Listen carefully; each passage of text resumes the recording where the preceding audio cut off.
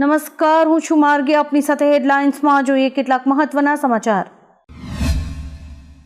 ઉત્તર પ્રદેશના રાયબરેલીમાં જાહેર રેલીને સંબોધતા રાહુલ ગાંધીએ કહ્યું, હું વચન આપું છું કે જો કોંગ્રેસ ઇન્ડિયા ગઠબંધન કેન્દ્રમાં સત્તામાં આવશે તો મારું પહેલું કામ ગરીબ ખેડૂતોની લોન માફ કરવાનું રહેશે. આ ચૂંટણીમાં ભાજપ RSSના લોકો બંધારણનો નાશ કરવાનો પ્રયાસ કરી રહ્યા છે. બંધારણ વિના દેશમાં લોકોની નહીં, અદાણી અને અંબાણીની સરકાર હશે. જો બંધારણ નાબૂદ થશે તો તમને જાહેર ક્ષેત્રમાં રોજગાર નહીં મળે અને અનામત ખતમ થઈ જશે.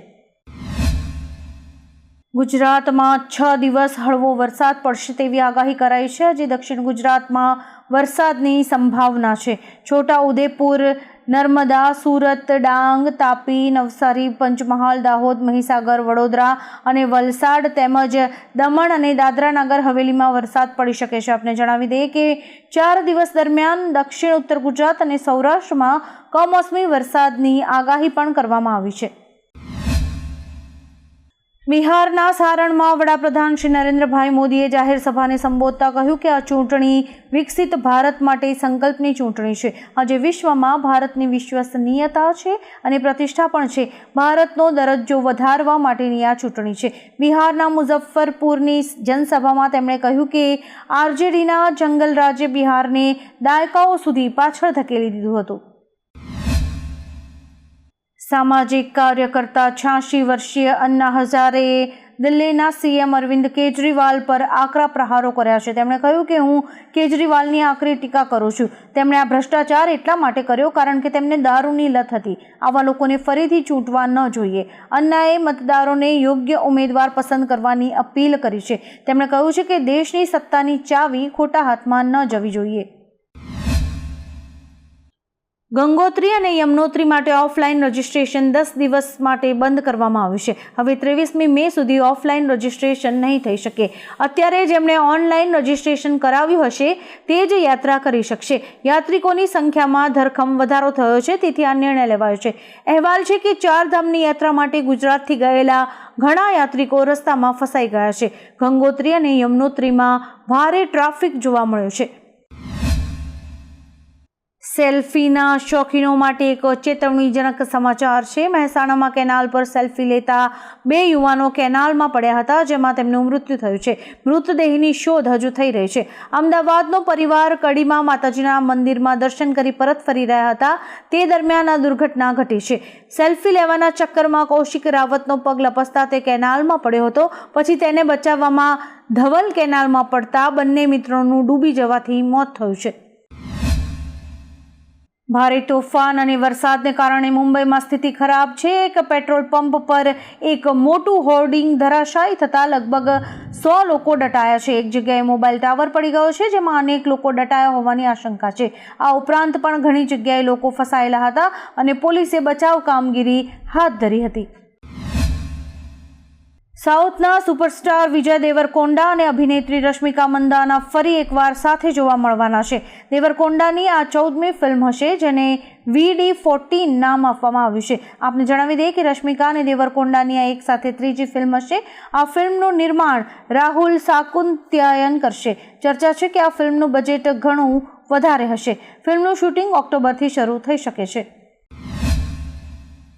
કેન્દ્રીય મંત્રી અમિત શાહે એક ઇન્ટરવ્યુમાં જણાવ્યું હતું કે લોકસભા ચૂંટણીના 4થા તબક્કામાં સૌથી વધુ ફાયદો NDAને મળશે. તેમણે કહ્યું કે અમે ચોક્કસપણે 400નો આંકડો પાર કરીશું. નરેન્દ્ર મોદી સતત 3જી વખત દેશના વડાપ્રધાન બનવા જઈ રહ્યા છે. તેઓ 2029 પછી પણ અમારા નેતા રહેશે. કેજરીવાલ અંગે તેમણે કહ્યું કે કેજરીવાલ પોતાની પાર્ટીને પણ યોગ્ય રીતે ચલાવી શકતા નથી. રાહુલ ગાંધી અંગે તેમણે કહ્યું કે તેમના દાવાઓ પર કોઈ વિશ્વાસ કરતું નથી. તેલંગાણાના હૈદરાબાદમાં એક બુલેટમાં વિસ્ફોટ થવાથી 10થી વધુ લોકો ઘાયલ થયા છે.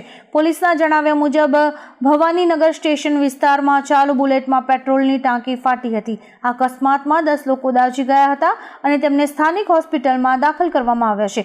અકસ્માતની જાણ થતાં પોલીસ ઘટના સ્થળે પહોંચી હતી અને તપાસ શરૂ કરી હતી. દાંડીના દરિયામાં એક જ પરિવારના 7 સભ્યો ડૂબ્યા હોવાની એક ઘટના બની હતી, જેમાંથી 3 લોકોને પોલીસે બચાવ્યા હતા અને 4 લોકો લાપતા થતાં તરવૈયાઓની મદદથી તેમની શોધખોળ આદરી દેવાઈ હતી. આજે સવારે તે 4 લોકોના મૃતદેહ મળ્યા છે. પરિવારના 4 સભ્યોના મોત નિપજતા પરિવારમાં શોકનો માહોલ છે. આ પરિવાર નવસારીથી દાંડી ફરવા આવેલો હતો. જીવનની અંતિમ પળોનો આ પરિવારનો એક વિડીયો વાયરલ થયો છે, જેમાં તેઓ કેરી ખાતા જોવા મળી રહ્યા છે. હવામાન વિભાગની આગાહી વચ્ચે ગુજરાતમાં આજે ઠેર ઠેર જગ્યાએ વરસાદ વરસ્યો છે, જેમાં ખાસ કરીને સૌરાષ્ટ્ર, દક્ષિણ ગુજરાત અને ઉત્તર ગુજરાતમાં વરસાદી માહોલ છવાયો હતો. ભાવનગરમાં ભારે પવન સાથે વરસાદ વરસ્યો હતો. નવસારી, વલસાડમાં પવન સાથે વરસાદ વરસ્યો હતો. શામળાજીમાં વરસાદી પાણી ભરાયા હતા. અમરેલીમાં ભારે પવન સાથે વરસાદ અને અંબાજી પંથકમાં પણ અચાનક જ વરસાદી માહોલ છવાયો હતો. જોકે વરસાદને કારણે ખેડૂતોની ચિંતામાં વધારો થયો છે. અમદાવાદમાં એએમસીએ એક મોટો નિર્ણય લીધો છે. તે મુજબ હવે એએમટીએસ બસના ડ્રાઈવર 45 કિલોમીટરથી વધુની સ્પીડમાં બસ નહીં ચલાવી શકે. આપને જણાવી દઈએ કે રવિવારે અમદાવાદમાં એક એએમટીએસ બસની બ્રેક ફેલ થઈ હતી. તે બસનો 8 વાહનો સાથે અકસ્માત થયો હતો. આ ઘટના સેટેલાઇટ વિસ્તારમાં આવેલા સ્ટાર બજાર પાસે બની હતી. તેથી સ્પીડને લઈને એએમસી આ નિર્ણય લેવા મજબૂર થયું હોય તેવું સામે આવ્યું છે. ગતરોજ ડીસી સામેની મેચમાં વિરાટ કોહલીએ વધુ એક સિદ્ધિ હાંસલ કરી છે. તેમણે આઈપીએલમાં આરસીબી માટે 250મી મેચ રમી હતી. કોહલી આઈપીએલના ઇતિહાસમાં આવું કરનારા પહેલા ખેલાડી બની ગયા છે, જેમણે 250 મેચ એક જ ટીમમાંથી રમી હોય. કોહલીએ આઈપીએલની 250 મેચીસમાં 7,924 રન બનાવ્યા છે. તેમના નામે 8 સદી છે. કોહલીએ 4 વિકેટ પણ લીધી છે. 2024ની સિઝનમાં તેમણે 13 મેચમાં સૌથી વધારે 661 રન બનાવ્યા છે, જેમાં 1 સદી અને 5 અડધી સદી શામેલ છે. હવામાન વિભાગની આગાહી વચ્ચે આજે ગુજરાતમાં અનેક સ્થળોએ વરસાદ વરસ્યો છે. અમદાવાદમાં પણ વરસાદી માહોલ જોવા મળ્યો છે. આઈપીએલની મેચ આજે અમદાવાદના નરેન્દ્ર મોદી સ્ટેડિયમમાં રમાવાની હતી. તેનો પણ વરસાદને કારણે ટોસ અટક્યો છે. મુઝફ્ફરપુરમાં સભાને સંબોધતી વખતે વડાપ્રધાન મોદીએ પાકિસ્તાનનો ઉલ્લેખ કરીને વિપક્ષ પર કટાક્ષ કર્યો છે. તેમણે કહ્યું કે દેશને નબળી, ડરપોક અને અસ્થિર કોંગ્રેસની સરકાર બિલકુલ નથી જોઈતી. તેઓ એટલા ડરી ગયા છે કે તેઓ સપનામાં પણ પાકિસ્તાનનો પરમાણુ બોમ્બ જોવે છે. શું આપણે આવા લોકોને દેશ આપી શકીએ? ઇન્ડિયા ગઠબંધનના લોકો કેવા નિવેદનો આપે છે કે પાકિસ્તાને બંગડીઓ નથી પહેરી. મોદીએ કહ્યું કે પાકિસ્તાને બંગડીઓ નથી પહેરી તો અમે પહેરાવીશું. મુંબઈમાં વરસાદ અને વાવાઝોડાને કારણે સામાન્ય જનજીવન ખોરવાઈ ગયું છે, જેના કારણે અહીંની ટ્રાન્સપોર્ટ સેવાઓ ઉપર પણ અસર પડી છે. મુંબઈ એરપોર્ટ પર ફ્લાઇટના સમયમાં ફેરફાર કરાયો છે. સાથે જ મુંબઈની લોકલ ટ્રેન અને મેટ્રો ટ્રેન પણ થંભી ગઈ છે.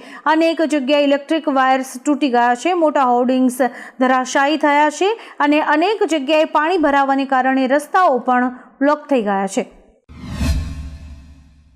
ભારતીય સૈનિકોને હટાવ્યા બાદ માલદીવ્સ વિમાનો ચલાવવા માટે સક્ષમ નથી. માલદીવના સંરક્ષણ પ્રધાન ઘાસન મૌમુને સ્વીકાર્યું હતું કે માલદીવની સેના ભારત તરફથી મળેલા એરક્રાફ્ટને ચલાવવા માટે સક્ષમ નથી. નેશનલ ડિફેન્સ ફોર્સ પાસે ભારત તરફથી મળેલા 2 હેલિકોપ્ટર અને 1 ડોર્નિયર એરક્રાફ્ટને ઉડાવી શકે તેવું કોઈ જ નથી. અમારા સૈનિકો તાલીમ દરમિયાન તમામ તબક્કાઓ પૂર્ણ નથી કરી શક્યા. આવા જ કેટલાક રસપ્રદ સમાચારો નિહાળવા માટે અમારી યુટ્યુબ ચેનલને લાઇક, શેર અને સબસ્ક્રાઇબ કરો અને જોતા રહો હેડલાઇન્સ.